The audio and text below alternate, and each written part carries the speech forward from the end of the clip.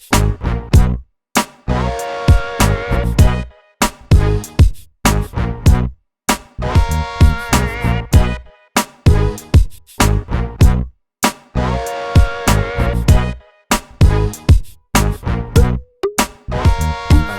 51, c'est le dernier au moment où on enregistre le podcast. Le 51 se caractérise entre autres par un des rares Seconds of Eternity où il n'y a pas de commentaires. Il y en avait un, c'était, je ne me rappelle plus, c'était avec cette femme qui regardait cet oiseau en train de manger un poisson. Et là, je crois que c'est même pas la peine que je précise pourquoi je n'ai pas mis de commentaires, puisque ça se passe de commentaires. C'est un Seconds of Eternity très simple. Voilà, une fois de plus, une image choisie au hasard. Et puis je me dis qu'est-ce que je vais encore dire sur l'eau, etc. Et puis donc je me souviens que avec ma souris, j'étais en train de balader ma souris sur le curseur, je sais pas comment je peux appeler ça, en tout cas sur le fichier informatique de l'image. Et puis tout d'un coup cette image apparaît et qu'on croit ou qu'on n'y croit pas, on la voit. On voit ce visage fantastique. Donc moi j'y ai vu un prince. Et là, c'était là forcément, parce que je savais que c'était le dernier que j'allais faire. Parce que j'avais fait le 51 avant le 50. Ensuite, après, c'est tout un travail de petite réalisation, c'est-à-dire de choisir quand est-ce qu'on commence à faire un zoom sur l'image, choisir la musique, bien évidemment, choisir la durée aussi du plan. Mais moi, ce que je suis impressionné, c'est tout simplement la précision, parce que j'ai déjà vu des visages qu'on pouvait parfois voir dans l'eau, mais souvent c'est pas super précis. C'est grâce parfois à l'aide d'ailleurs de celui qui a pris soit la photo, soit qui a fait l'image, qu'on peut être orienté. Et là, dans celui-là, on n'a pas besoin d'être orienté. Par contre, tout le monde va voir quelque chose de différent, mais on voit très très bien la précision des traits. Cet œil qui regarde, c'est vraiment impressionnant. On voit même, si on se laisse aller, on voit vraiment le nez, on voit même l'autre œil qui n'a pas été fait, mais on le voit, on le devine, avec une sorte de sculpture dans l'eau. Et évidemment, ça a été fait sans trucage, bien sûr, sinon j'aurais pas trouvé l'intérêt à le faire. Je dis bien, quand je dis trucage, c'est-à-dire que ce que j'ai utilisé au préalable, tous les Seconds of Eternity, j'ai mis des filtres, mais j'ai pas fait de trucage. Sinon, si je commence à faire des trucages, c'est pas du tout ça devient pas vraiment intéressant. Par contre, mettre des filtres à partir d'une image réelle, mettre des filtres, changer la photo, voire mettre un effet miroir, comme on a pu l'expliquer dans le numéro 47. Et là, c'est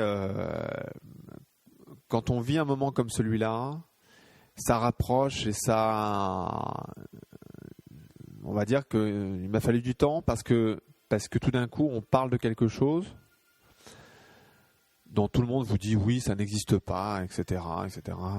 C'est de l'eau, quoi. Et puis tout d'un coup, quand ça arrive,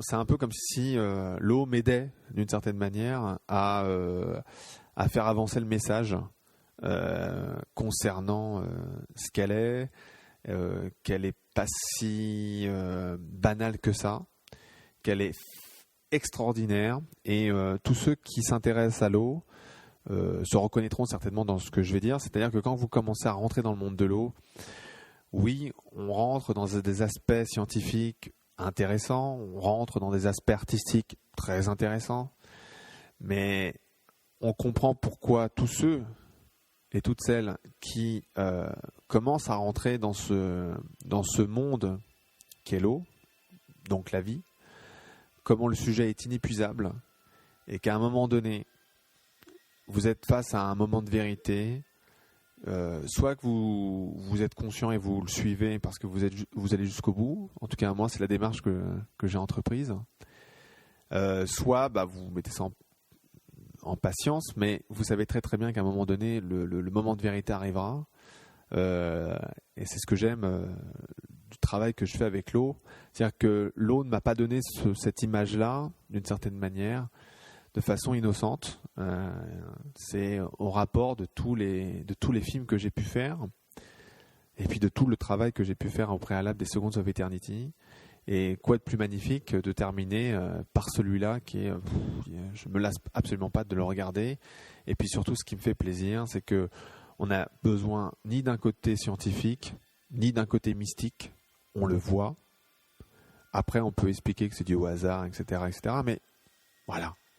Et là, ça symbolise exactement, et je terminerai par ça, c'est que ça symbolise vraiment ce lien que j'essaye par tous les films que j'ai pu faire et tous les projets que je fais autour de l'eau, et autour de l'ego d'ailleurs, que l'être humain retrouve son lien fondamental avec l'eau et donc avec la vie. Oui, donc ici, moi, je vois un lion, pas un prince, mais bon. De toute façon, ce qui est clair, c'est qu'il y a un œil qui a un regard d'une pénétration. On ne peut pas regarder ça sans être troublé, quoi.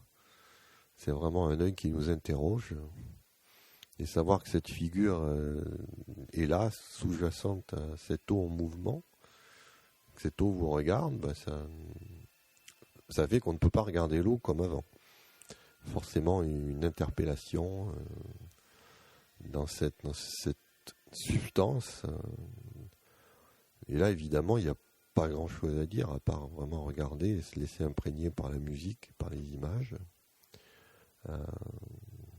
Donc, on peut aussi voir un ours, peut-être.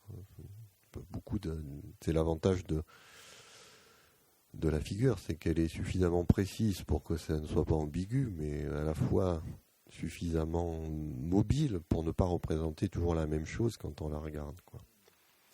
Donc ça, effectivement, un très très beau SOE qui interroge.